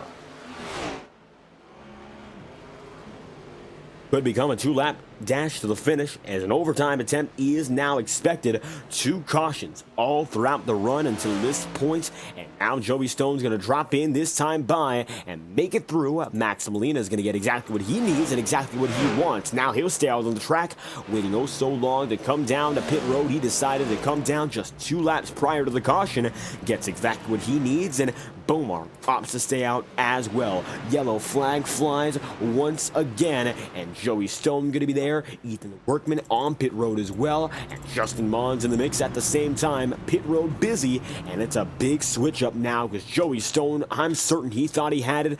I'm certain a guy like Workman, like Alex Jones, also thought they had a great shot, but now James Bomar has it back in control, and like it was last time at Kansas, it was the overtime finish that gave way to a James Bomar win. 118 laps through, it comes back in Bomar's favor, and he's got the edge now as they come across the stripe next time by to make it lap 119.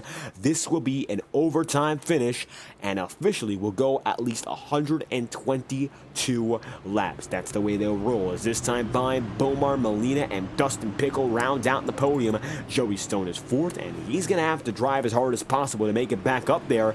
Granted, a lot of lap machines right ahead of him, so it's not going to be a big deficit, not only in terms of position, but in terms of tire wear, because right now, Bomar's on a 14-lap-old run, Max Molina's on a 3-lap-old run, and Dustin Pickle's on a 14-lap run as well. Now, you'll see 2 other drivers come back down to pit road, and it looks like Dustin Pickle, one of which. This promotes Stone up to 3rd, Mons to 4th, Alex Jones to 5th, Ethan Workman to 6th, Cootie up to 7th, and some big gains for some of those drivers who thought they were out of it. But it looks like they still got a shot. Now, it looks like officially 122 laps is the expected distance now, an extension of 2 laps. Overtime procedure here in iRacing. We'll explain how it goes here in the FORL Cup Series in particular, because it's a bit different. Unlike most iRacing leagues, it was unlimited restarts, but that is no longer the case. 3 green-white checkered attempts tonight, and the rest of the season will go as follows. So we have 3 attempts to extend this race further to get a green flag finish. Now, that is not going to be the case after our 3rd extension. Any caution after our 3rd green-white checkered attempt is the end of the race.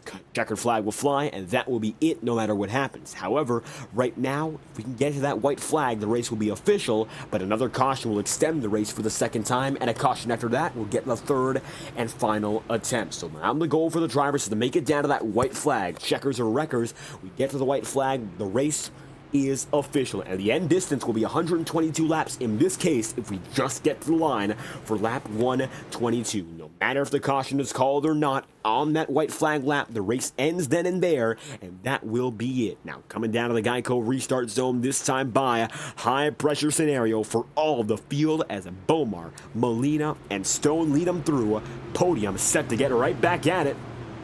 As Chance Parker goes by to get his lap back, it's Bomar and now Max Molina up in front. Joey Stone with newer tires, knowing how hard he's fought on his strategy, got his teammate defending him as well. The Ancient World drivers are connected, and there you'll see some independent guys, Alex Jones, one of which, and the DeHub Motorsports crew separate, because Max Molina finds himself in perhaps the best spot of anyone. 5-lap-old tires with the most track position, save for James Bomar. I don't know how much it's going to last for Bomar here. He's got trouble to deal with old tires as he drops down to the bottom side. Joey Stone opts to follow him, and it's Molina up top leading Justin Mons. Just like that, 3 laps to go. This could be it. White flag, we make it to the race will be official, and it will only be a 3-caution night here in Kansas. If not, we might be strapping in for a few more attempts as the iRacing official pace truck has one final chance to drop down a pit road. Here and now, the SP Designs 180 comes down to an overtime attempt, and the first of which will be here and now with a green-white checker moving us from lap 120 on to 122 to finish off the event. The pace truck is down in this time by, and Bomar's going to lead the way through the Geico restart zone. They will go. Green flags out. Bomar and Molina lead them 1st and 2nd.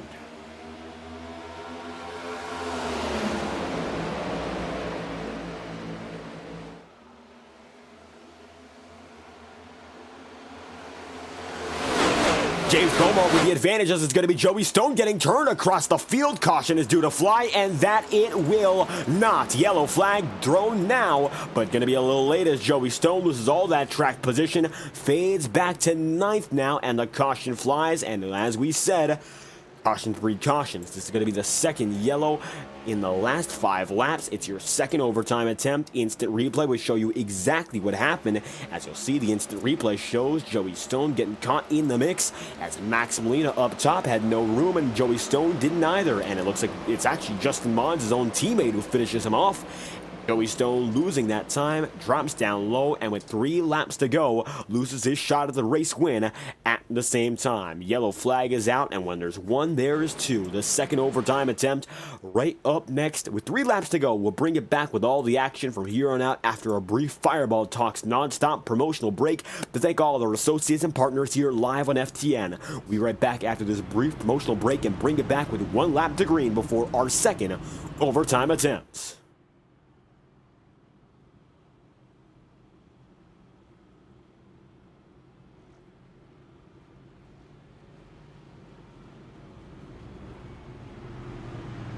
This message is brought to you by the rebrand of Throttle Graphics and Designs.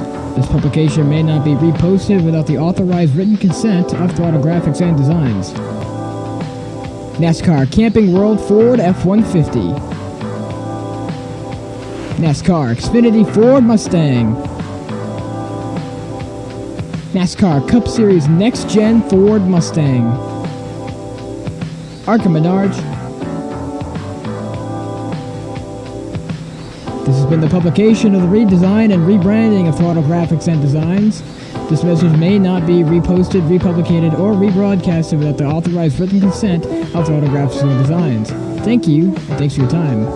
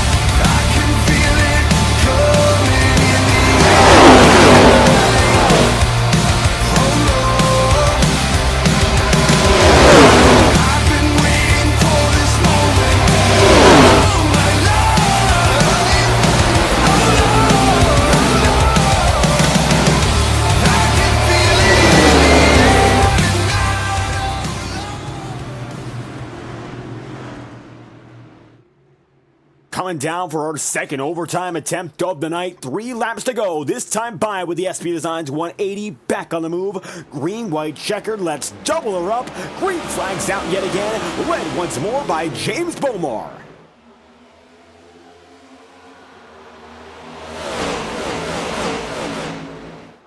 With 2 laps to go, Bomar's got the advantage right down to the bottom, but Max Molina still looking way up high. He's got a shot of his own. Justin Maud's looking for redemption after seeing his teammate fall out of favor right there in third, too. And Andrew Cootie can't count him out as well as they'll come this time by, beating and banging through 3 and 4. One more time around. The Kansas King looking to get it done once again will lead us down to the white flag. 1 lap to go in the SP Designs 180 and the white flag out, led by James Bomar. Andrew Cootie drops down the low side with a much younger tire, and the number 9 machine not done yet.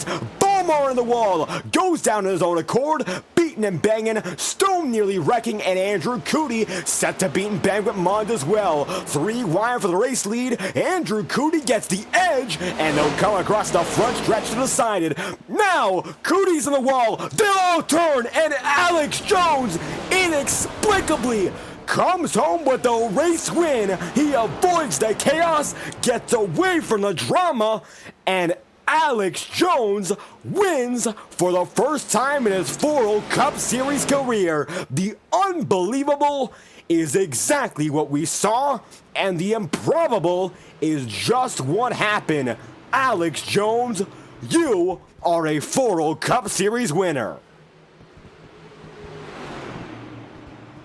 Jones will win, avoiding the chaos with the leaders in front, and will burn down the house with a checkered flag being his, celebrating a hard-fought, arduous victory. He played the strategy well, the overtimes came back to bite him, and with 2 turns left on the day, it looked like he'd have no chance. But Jones proves them all wrong and will win for the first time in his FORL Cup Series career. And before the celebration, we'll bring you your race results to wrap off the night. It's once again Alex Jones winning over Joey Stone in second, Henry Kaloff third, and Ethan Workman then in fourth. Going to be Dustin Pickle fifth, and Andrew Cootie position number 6. Seventh going to be Justin Mons with Max Molina 8th, and Oliver Quinney then 9th with James Bomar rounding at the top 10. Then from there, Noah Taylor going to be 11th with Jacob Wilkerson 12th, Hunter Bogdan 13th, and Joseph Lewis 14th. Chance Parker going to be 15th with Leonard Tauero, Ross Corlett, Anthony Trippi, Wesley Kutznoff, and Brennan Rismiller, all retirees, as the number 045 has waited over a season for this moment. For the first time, Alex Jones burns it down as a winner.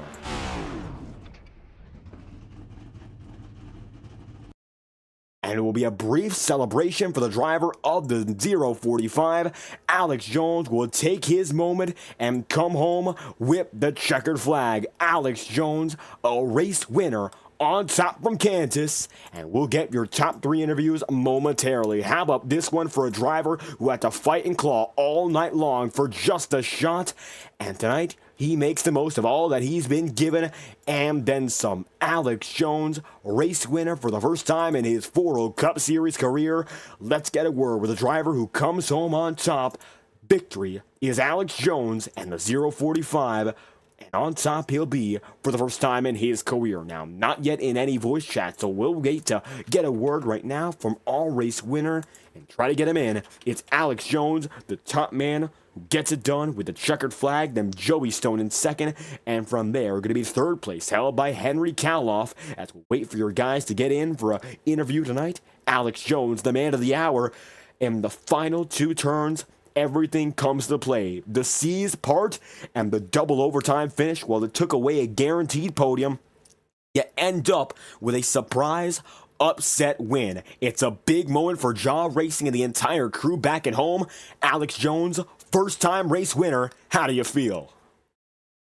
Yeah, it was a crazy finish. After the green flag run, I thought I was the only one with enough fuel to get there. But then with the double overtime, it was crazy. Just the end, the wreck in front of me, and they just narrowly missed me. Got by. And it's a too close to call moment there in terms of distance, and maybe not the photo finish for those other drivers, but you surely had me that moment to remember. How was it with these 2 overtimes after such a long green flag run? How was it like just adjusting to make sure there's even a chance at a win, let alone what just happened? Yeah, after the green flag run, I know I was just close on the playoffs. I just needed to survive, and I kind of just stuck back a little bit, tried to stick up front, and just waited for something to happen, and it did. So I got real lucky. I had a great car all day. I mean, I was running up front the whole race, so it felt really good. A fantastic way to finish it all off, and long green flag run tonight. A little less so when it comes to the green flags or yellow flags, shall we say, than compared to our first run at Kansas. And you had a great run there as well, able to benefit off the strategy calls, and tonight, even more so. Look like you have the chance to go all the way to the end without any pit stops. How is it playing out with that situation in mind, which sort of sets you up well for this run? Yeah, I mean, I was saving fuel the whole way around, clutching in, just really trying to save as much fuel as I could in those final few laps because I knew I was about a lap low, so I was just trying to save fuel as soon as that last pit stop came. And it looks like saving fuel does everything you possibly need to not only pull through for the race win, but potentially, pending final estimates, could make it through for the round of 7 to keep the championship fight alive. Big changes in the championship running because some underdog drivers pulled through for wins and podiums. So if there is a chance to keep on going, what's it going to take to maybe fight for the championship to wrap off the season? Yeah, well, Vegas and Miami are some of my best tracks on iRacing, so I'm really excited for those. And Dover, I'm not bad at either, so I really hope I can do well. And I'm really excited because I think I can get there if I try hard enough. Now the fight is on for the Alex Jones crew, coming home with a career first in the SB Designs 180, winning here from Tornado Alley. Anything else you'd like to add after this race is over? Yeah, I'd just like to thank all the sponsors, thank 4D Motorsports for setting me up here, and yeah, just thank everyone back at home, and hope we have a good rest of the season. Now, the rest of the season, all eyes on Alex Jones making a surprise statement win here in Kansas, getting the checkered flag in a thrilling conclusion to our second trip at the Speedway. Thank you for your time. Thank you. Now, with Alex Jones on the way, it's the number 045 getting it done, and just a few tenths behind the only other driver who would seem to be good on making it on the fuel run all the way. Joey Stone, and victory seemed to be destiny tonight, but the checkered flag delayed by quite a few laps. Either way, podium finish to keep the good times rolling. How do you feel after a night here at Tornado Alley? Yeah, there's definitely a reason why this place has Tornado in its name as a nickname. First and foremost, big shout out to everyone watching my stream that supports me over there on Kick. Shout out to Ancient World, Antonio Williams, and Miss Weeks for keeping the boat floating over there at Ancient World. Love everyone there. They cheer me on and wish we could have got them a win tonight. To be honest, man, just really disappointed with the call from race control for that caution. Apparently, I heard from the people involved in the incident that it should have stayed green right there. We had it won. We had about a lap or two of fuel left in the tank. We were saving it and played it right, man. I mean, we had the speed. We had the tire saving. I think we were the fastest car on the long run there every single time. We were ripping it, and we had it right there in front of us. And I think personally, our wrong push of the button changed the course of our race. But I still had confidence in myself there to get it done on speed, and unfortunately, just on those cold tires and that dirty air, I got up into the 45. Which, if he's watching, big apologies to Max Molina. That definitely was not intentional. Just the dirty air and the cold tires. Shot the car up a lot on that green white checker, got into him. Thankfully, no one else got involved in it. Really thankful for that. And that last one, man, that was crazy. My spotter told me in my ear, dude, you better go for this thing right now. Go get everything you got. And we ripped the top. We were sliding off the corner.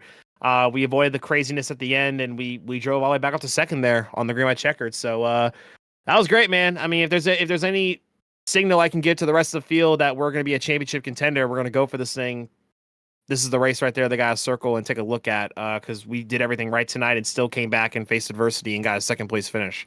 But congrats to Alex Jones, by the way. I wanted to say that he and I were on the same strategy, and I feel like he and I kind of got our race a little robbed there at the end. So it's really cool to at least see one of us there win this race. So all in all, just pretty happy we ended up finishing right where we were. And everything works out for either way a podium, and as you mentioned, a big change in those final few laps. Either way, overtime's able to overcome it and make that spot up, even though you were involved in that first caution under the overtime procedure, dropping back, losing all that track position, having to drive right back up. What was it like having to put yourself in the mind state to just keep on competing despite the setback?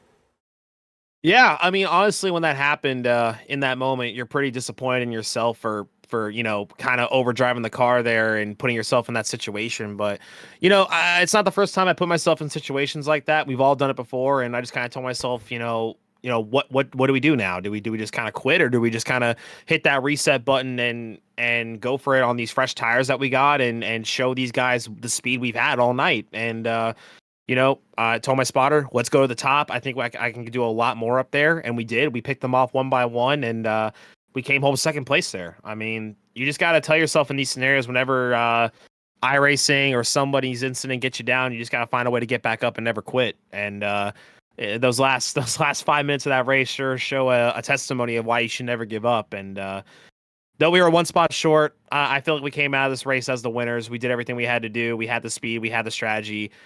Overall, just very happy with the speed we brought, and we're going to take that momentum to the round of 7. I think we're locked in. Pretty sure we are. So really excited for these next couple of tracks. Really excited for us in Ancient World to hopefully go for a championship and make it to the Final Four. And now the fight is still on. As you mentioned, the round of 4 is the big one to keep an eye on. The Final Four, of course, the round of 7 right up next. You seem to be firmly locked in to go for the penultimate round, and now, how do you think it's going to go with all this confidence behind you and continuously keep up the good runs, back-to-back podiums in this round, so you got a lot of momentum heading into what's next? Yeah, we got a lot of momentum for sure, and the speed's always been there this year. I think we've gotten progressively better, not only speed-wise, but confidence-wise throughout the whole entire season. A lot of my buddies who race in here and a lot of viewers, they've told me numerous times they just see a different driver in me, and it's taken a while for me to see it, but I just think being on this platform more, being more consistent, practicing and running all sorts of cars and combos really increases your confidence as a driver and just your knowledge of how these cars run.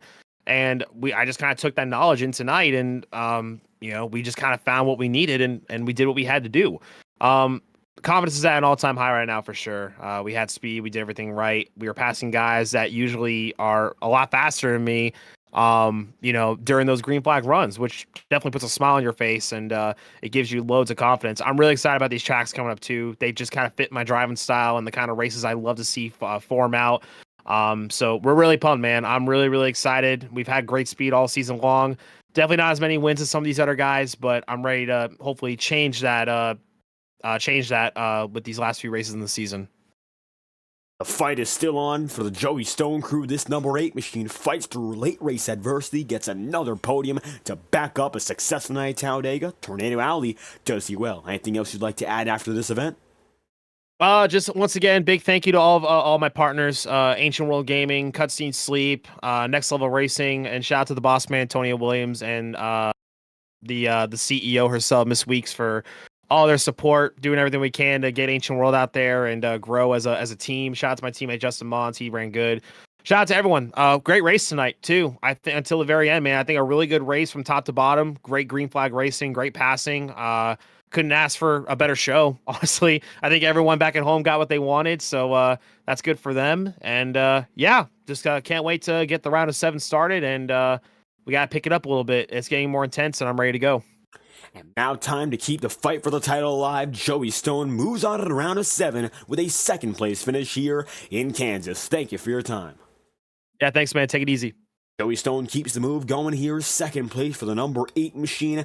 Now, your final driver on the podium also locks his way into the round of 7 and makes it in with a third place finish. Henry Kaloff avoids the chaos and makes it through to finish off the night. Third place for the 63 campaign. It's another podium to keep an eye on. Kaloff, you're through to the next round. How do you feel after this one? Of the many iRacing race I've done, that was the most nerve-wracking race I've done. Just throughout the race, like, I didn't know where the other playoff drivers were at, since, of course, going into this race, I was one above the cut line. So I was trying to see where the 21 was, where Alex Jones was. I know Corlett and someone else that was below the cut line wrecked. I forgot who, but it's just so amazing, making it to this point. We're a small team, and we're considered the underdogs, but this is huge for us, and just simply a great night, and looking forward to the next 3 races. And another great night to keep in mind. The fight is still on for the championship, and the podium is exactly what you needed, given the drivers of Joey Stone and Alex Jones on the podium right there with you, guys who were fighting to barely make it in, and they did just that with exactly what they needed in their run. You're able to go up by 3 points. It's exactly the night you needed. So how was it working with that in mind, as opposed to, per se, fading back and making sure the overtimes were not the end? Well, throughout the race, before I discuss about that, before this race, I didn't really have much confidence, considering, Kansas is probably one of my worst stats worst tracks when you look at it. And, I was just running the inside line. I perfected the setup, which, the car felt great. Even on old tires, it was still really good. And then, the driver, as I mentioned earlier, the drivers I was most concerned about were Jones and Pickle. So towards the end there, I pitted a little bit earlier just to get a little bit ahead. And it didn't do much since there was a caution there. But this is just incredible for our team, and just can't say enough, really. And it's a great night for the team here to move on to that round of 7, and as you mentioned, it's the most important round for this team here. The SP Designs 180, you come home with the podium, but what's next to keep the championship battle alive if there's an opportunity for the Final 4? Well, I've never raced at any of the next 3 tracks, so I'll definitely get to testing and working on that. I feel like Dover, I'm not sure how that will go. It's a very unique track. Las Vegas, I think I'll do okay at. It's kind of similar to the other cookie cutter tracks, and I think I can do okay there. I'm not sure though. But yeah, just simply a great night, and hopefully. I'm not too confident about making the championship round, but we're gonna do our hardest here to make it in. Just a few points back in the Final 4, Henry Kaloff moves on as the 7th seed in the round of 7 with a 3rd place finish here in Kansas. Anything else you'd like to add after this event? Well, I'd like to thank everyone that supports me and their team. As we mentioned, we're basically, the Little Leagues compete against the Yankees, and in terms of the other teams, and of course, I want to thank my parents as always, and rest of my family and friends that support me, and we're gonna be the best we can do here.